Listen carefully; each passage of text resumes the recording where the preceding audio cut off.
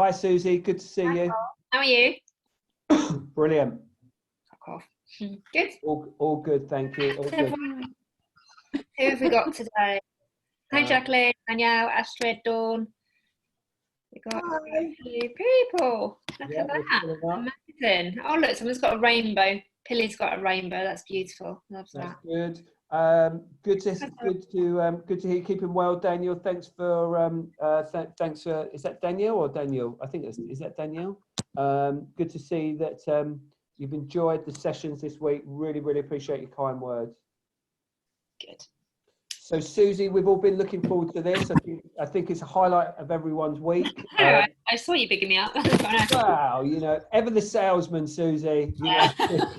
But I do my best. I do my best. Yeah. I hope everyone's okay. I know it's obviously a difficult time. So thank you again, as always, to Paul for putting this together and for hosting this, and for everyone that's taken the time out of their diary to come along and hear me talk. So what's Pilly said, love to join your sessions, very inspiring and energizing. Oh, thank you so much. I really love hearing the feedback. It just makes me smile. So for those of you who don't know me, most of you probably do by now. By name, my name's Suzie Flynn from Suzie Flynn Coaching, and I'm an ex-executive assistant, and I now am a coach, mindset coach and business mentor. And I help executive assistants build their virtual assistant business by helping them get out of their own way, stop procrastinating, and let go of the BS excuses that they are making, just like I did, so they can get into action and live the life they desire. So does everyone just want to put themselves on mute, just so as I talk through? Jacqueline, can I just ask you to put yourself on mute, darling? Do you know how? Get it. Paul, can you help? You're the host. Oh, yeah, no, Jackie's done it.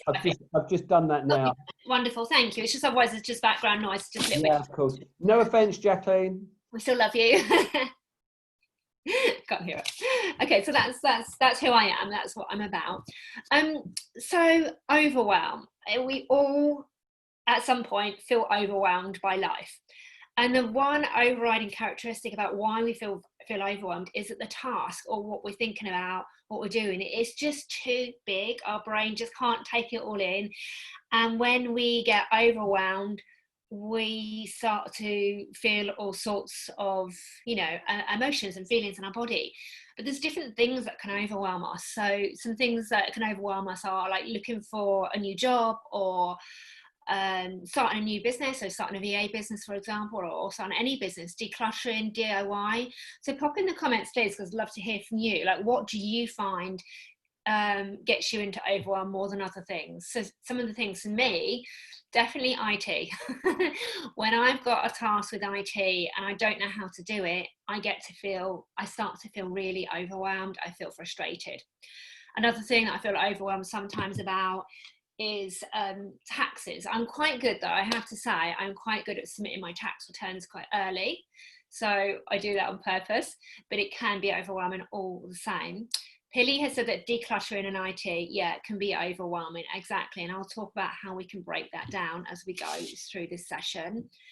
So when we get into overwhelm, what effectively happens is we start to procrastinate. We even might start to compare ourselves to others. So we've got some other things coming in. We've got feeling overwhelmed around learning new courses, don't like throwing things away. Yeah, I know what you mean.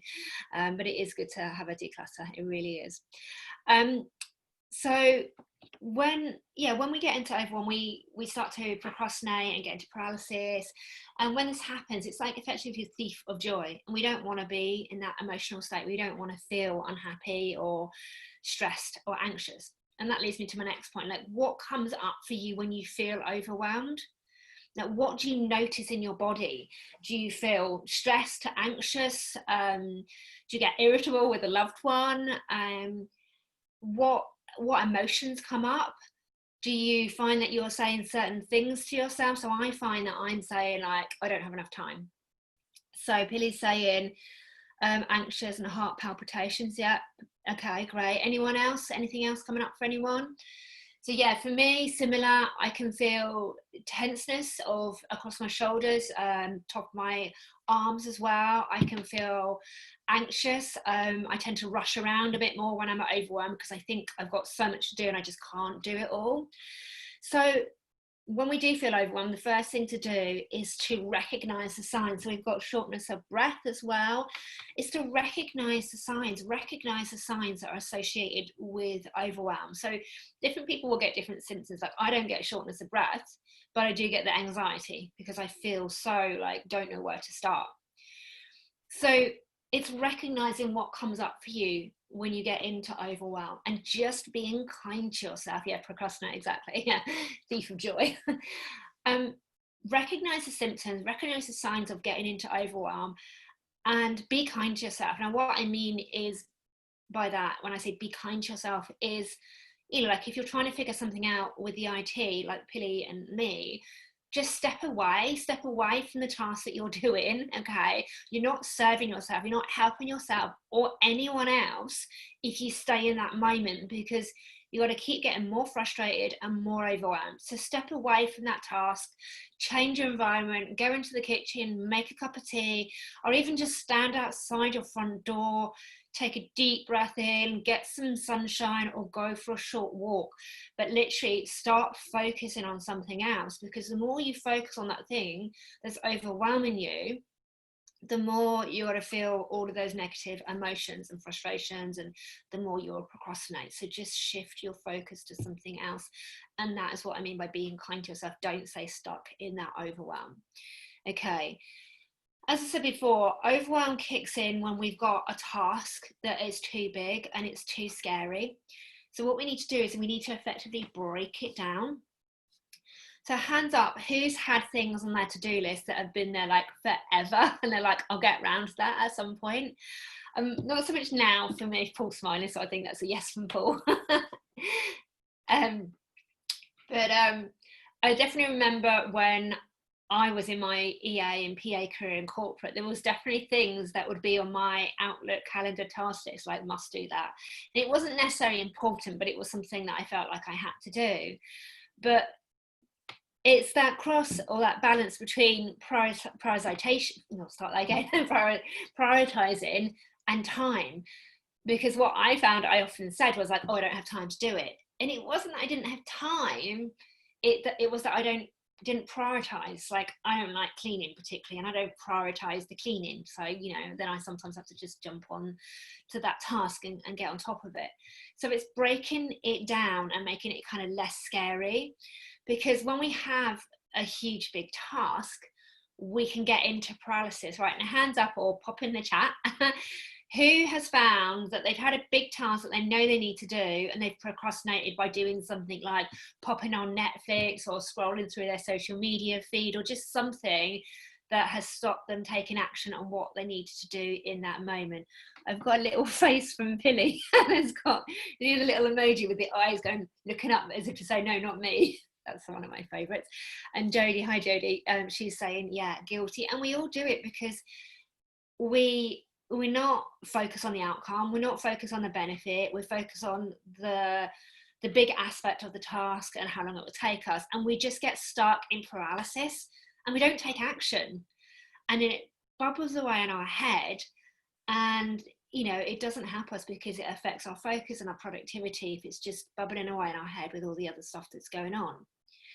So a good thing to do here is to get clarity on what it is that you actually need to do or want to do, and your why. Why is it you're doing it? What is the outcome of this task? You know, what is it you're going to achieve if you do this task? So get really clear on what you're going to achieve by performing this task. Instead of focusing on the big task, just focus on the outcome, focus on how you will feel when you've achieved it, and focus on that feeling of feeling good when you've achieved it. Focus on how you would like to feel once it's done, instead of focusing on that big scary task.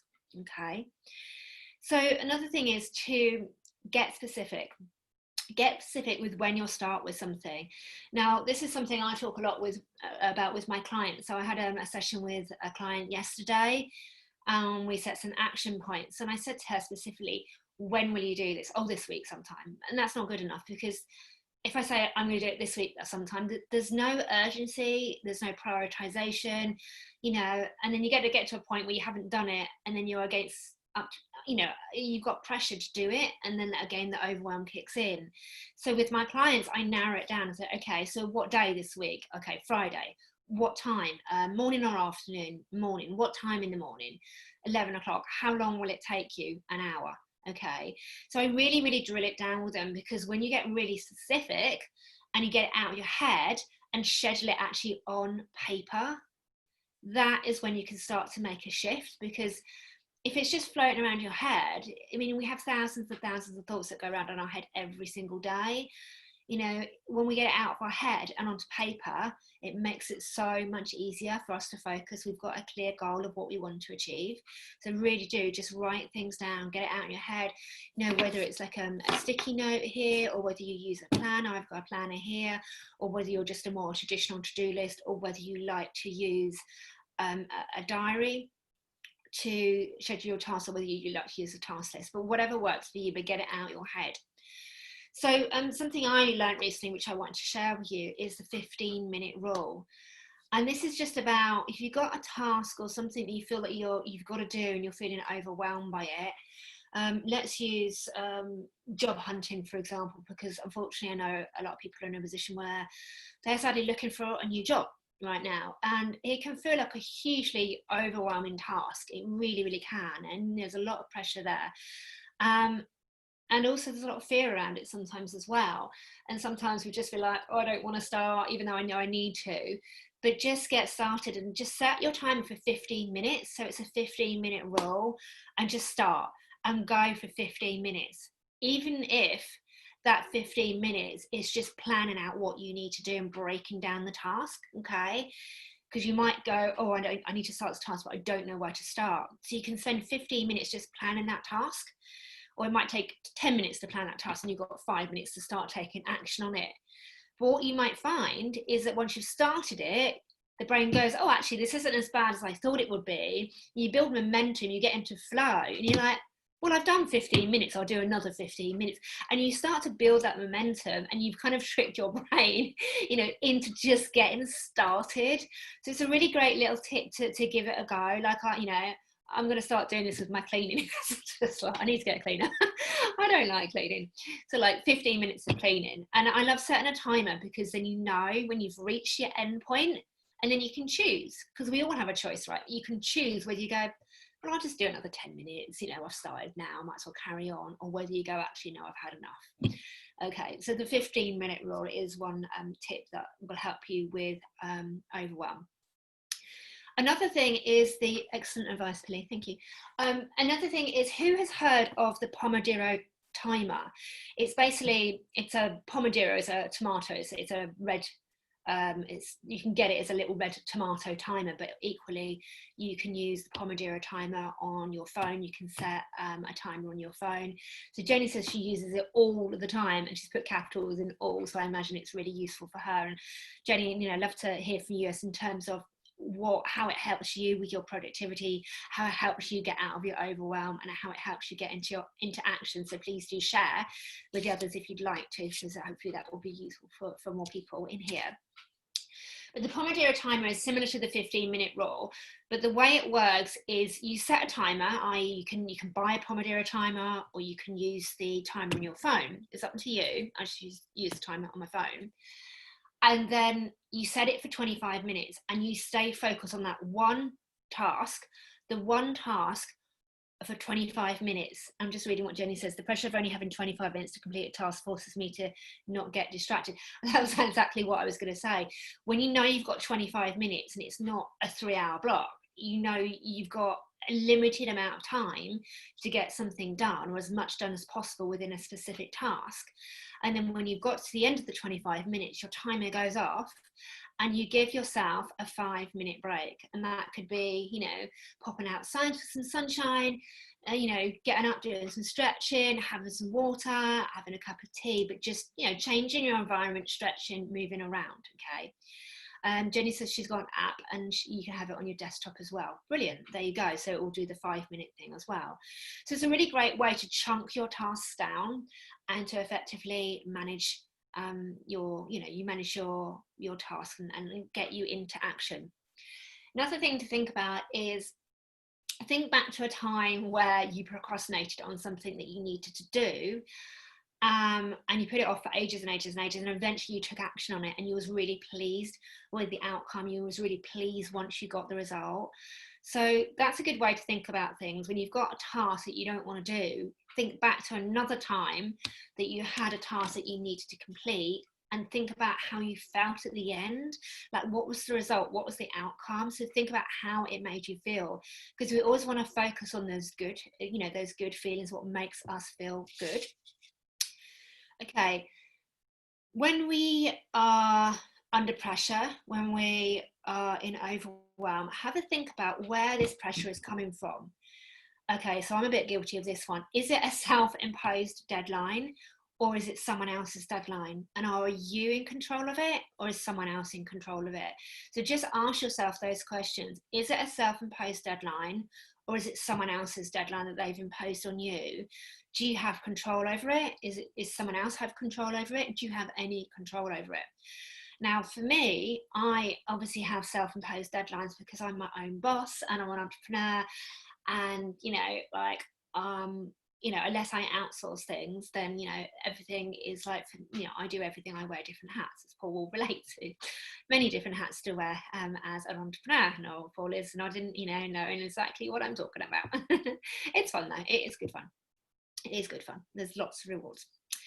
So, one of the things I would say is, and it really depends on how you work. So this is my planner. This is, it's quite big, but this is my my planner for the day. And it's FEA, Female Entrepreneur Association. I bought the planner beginning of the year. Never used the planner before, and it really, really works for me. But sometimes people might want to use like OneNote or Evernote or an app for a to-do list, or pen and paper with a to-do list, or even mind map their tasks. Everyone's got their own way of doing things. So like, obviously you find what's right for you. But it's easier, and this is something that I definitely learned when I was an assistant in corporate, it's easier to add things onto the to-do list than it is to take it off. Okay, so what I do, and I got this from Brian Tracy's book, identify 3 things, or I write down 3 of my main priorities that I need to get done that day. And then I tackle those 3 things, because what I've done in the past is thank you, Jenny, for Jenny's put in a link for the tomato timer, for the Pomodoro timer, for anyone that wants to give that a go. So yeah, what I used to do in the past, and I'm sort of still finding the odd day where I put too much on my planner, where I'd put too much on my planner thinking, I'm really, really ambitious, I can do all of this stuff. And then I might end up spending the whole day chasing my tail, feeling overwhelmed, feeling frustrated, feeling anxious, because I'm just not getting enough breaks, I'm not getting enough balance, and I'm just, it's one task after the other. So it's just continuous. So I'd encourage you to just put down 3 tasks, do those 3 tasks, and then write down your next 3 tasks. Obviously, if it's like 5 o'clock and you finish at 6, and you don't maybe necessarily add another 3 tasks, just maybe add 1 task, because the idea is to try and get done what's done, get done what's on your list for that day. And you can also have like a master list. So if you like to-do list, you can have a master to-do list and then lift 3 things off that.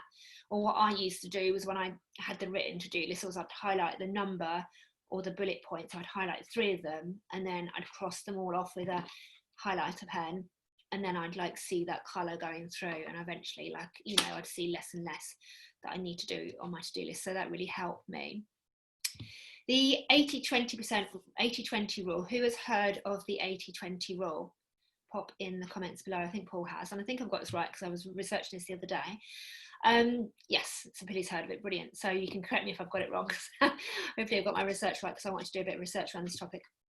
So the 80-20 rule is that 20% of the work leads to 20% of the outcome.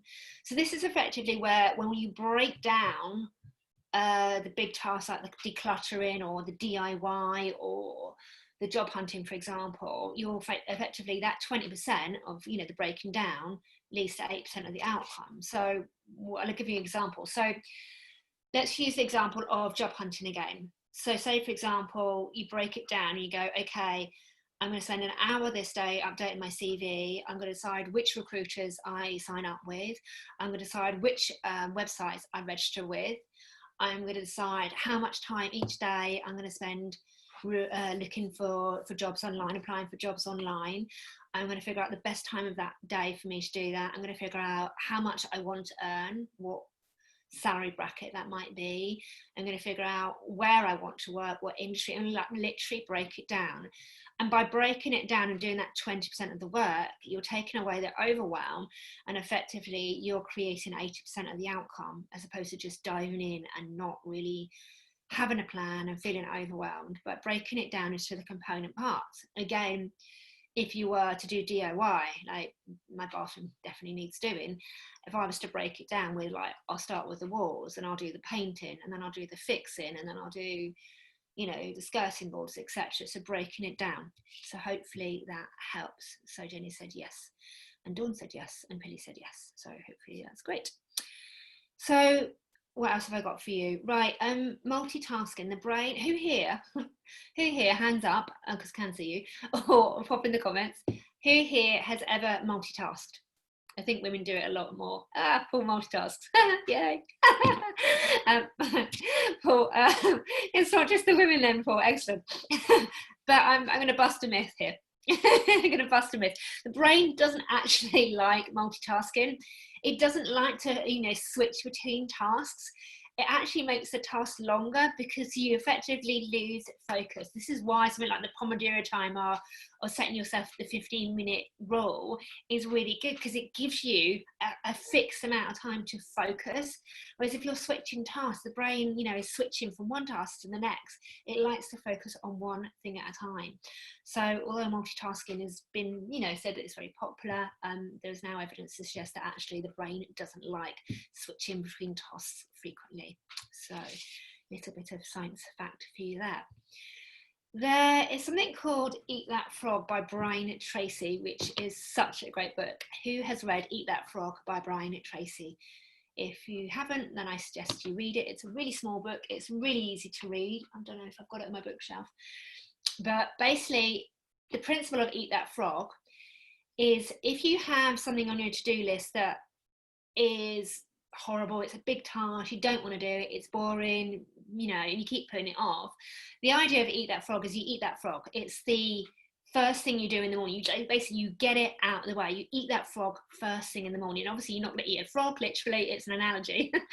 But you eat that frog, you get it out of the way, and by doing that you basically get out of procrastination. You take action on it, and you move forward, and it allows your brain to free up time to think about other stuff. Because if you just keep focusing on it all day, then your brain keeps switching your focus back to that. Whereas if you eat that frog, it's just done, and then you can forget about it.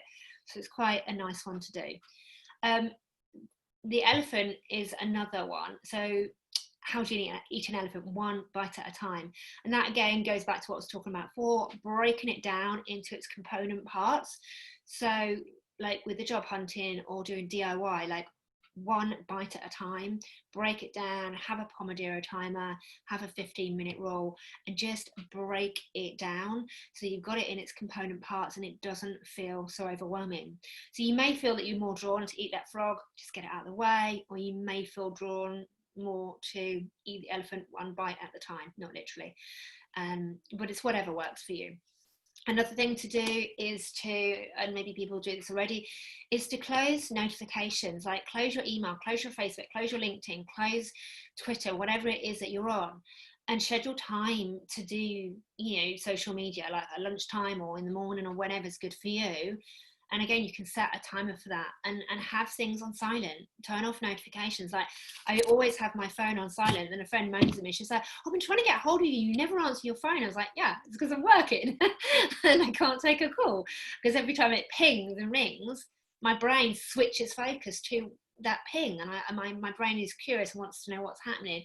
I'm finding because I have so much time at the moment, it's easier to get distracted. Yeah, so time block, Danielle. So time block, get really specific on what you want to achieve that day. Like you've got this webinar in, like pop that in your diary, schedule it out, and think about the things that you want to do, and get it out of your head and on to paper. So we're coming up to 25 past. I'm just gonna start wrapping up. There's 2 more points I want to share with you.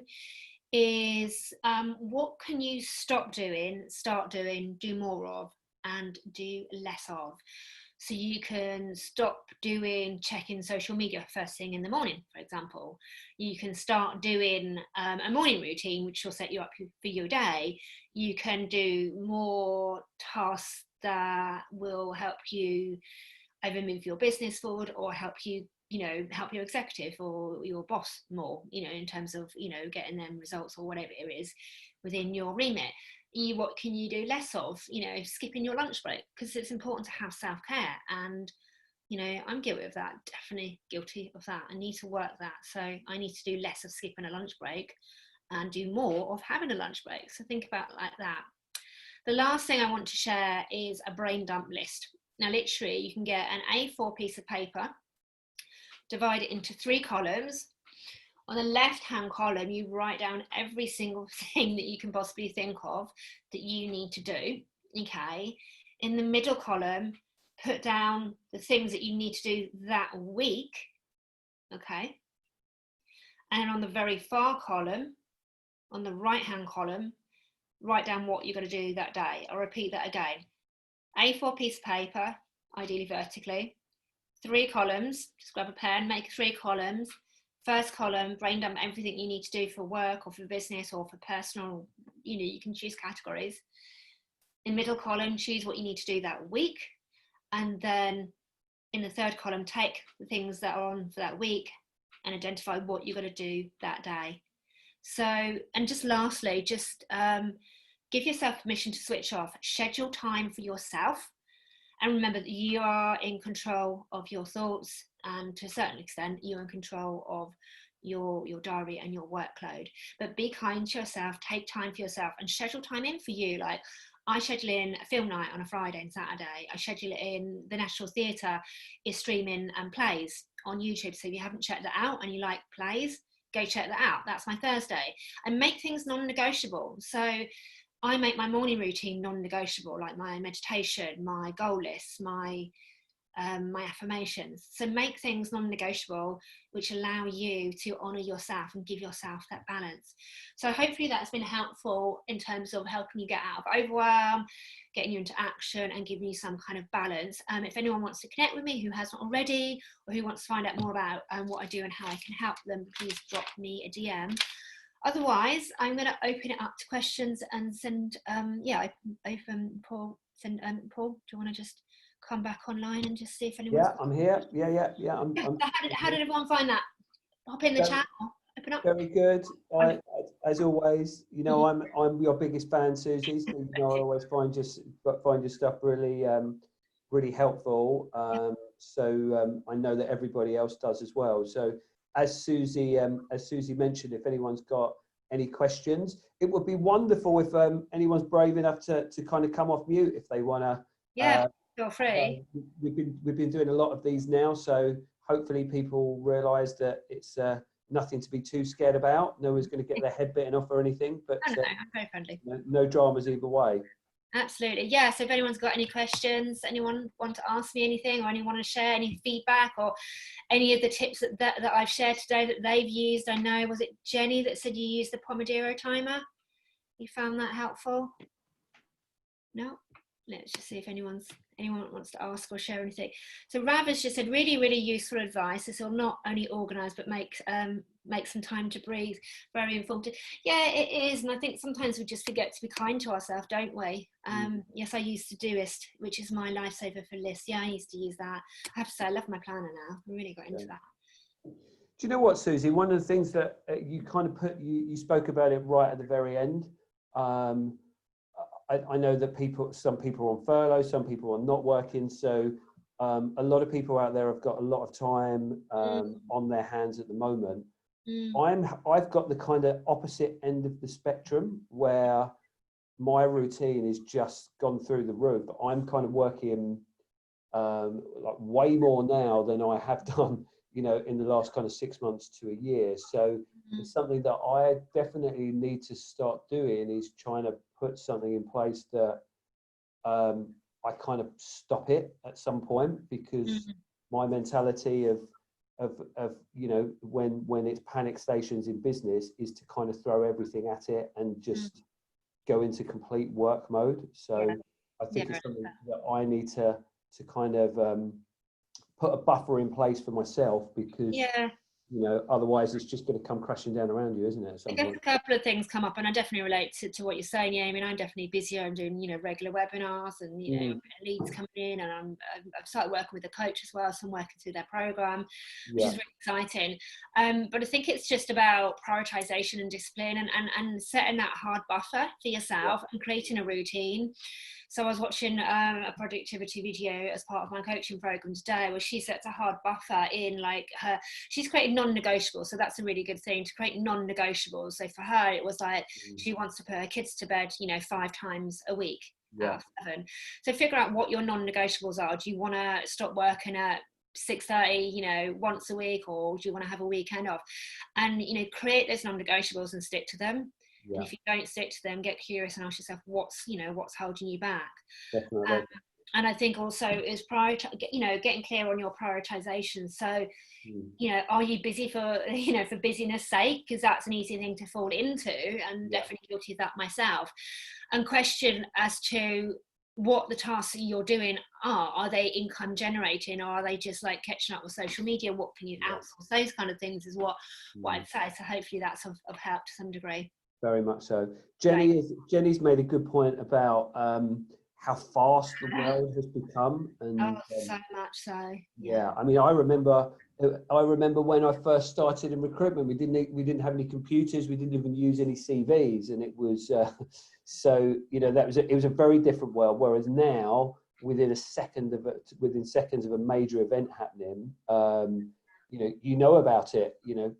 It's just there, isn't it? So it is. I just wanted to address Danielle's comment. She says, does your virtual assistant business fill up your whole week, 40 hours a week? Yes, it's a coaching business for VAs, but I know what you mean. It probably fills up more than that, to be honest. One, because I'm really, really passionate about what I do.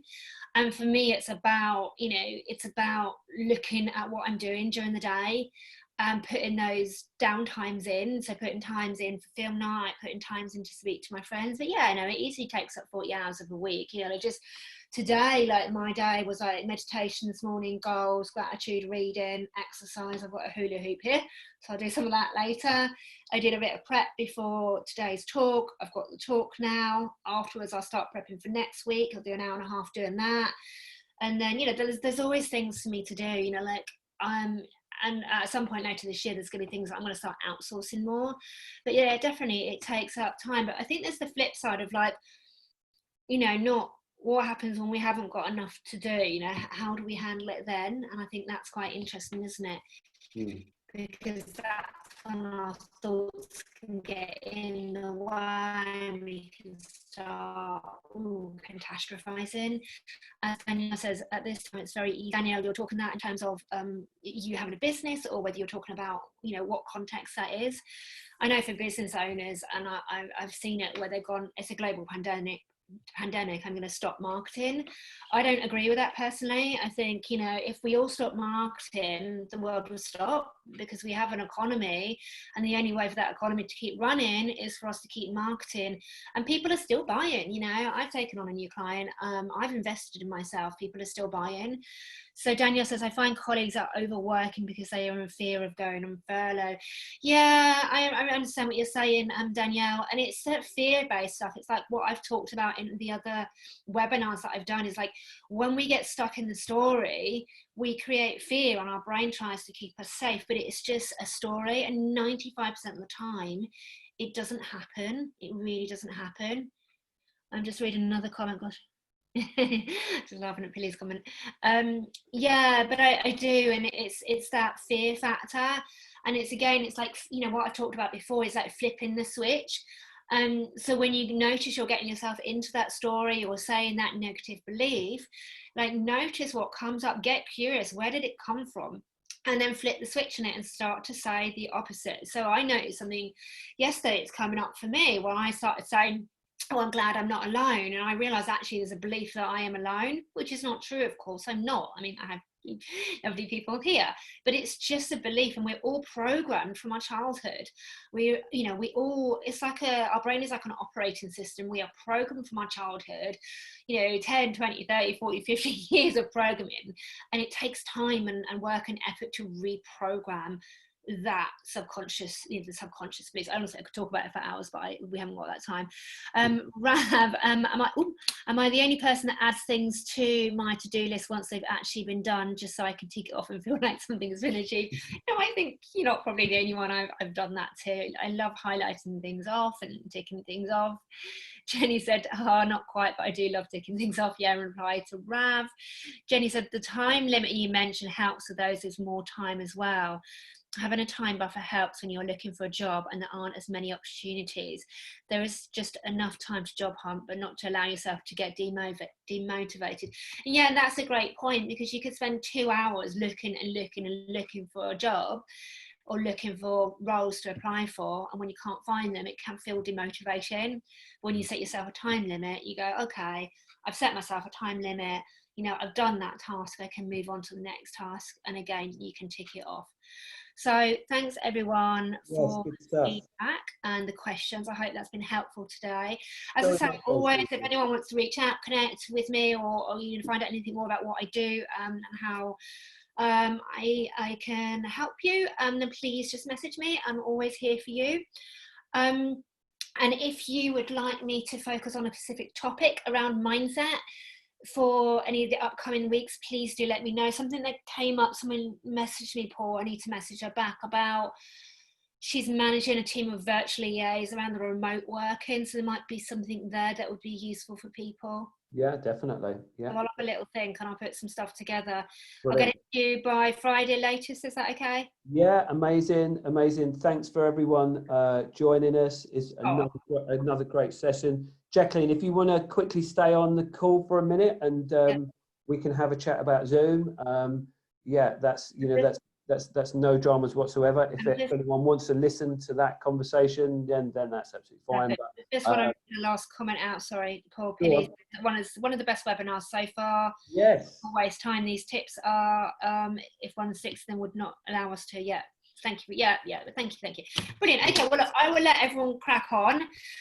Paul, lovely to see you. Lovely to see everyone. As I say, message me if you want to reach out, if you have any questions, and I'll be back next Wednesday for another webinar. We're really looking forward to it. On behalf of everyone, thanks as always, Suzie. We love it. Thank you, everyone. Take care. Stay safe. Bye now. Bye. Bye. So, Jacqueline, you've got a party, have you, at the weekend? Can you hear me? Yeah, I'm having a problem today all the time with the meeting, so I couldn't put any comments in, and I couldn't get the drop down to put comments in, so I just kept my mouth shut, so I couldn't do the. Yeah, I've got a party on Sunday, and I've not been a host before, so I tried it last night. Just did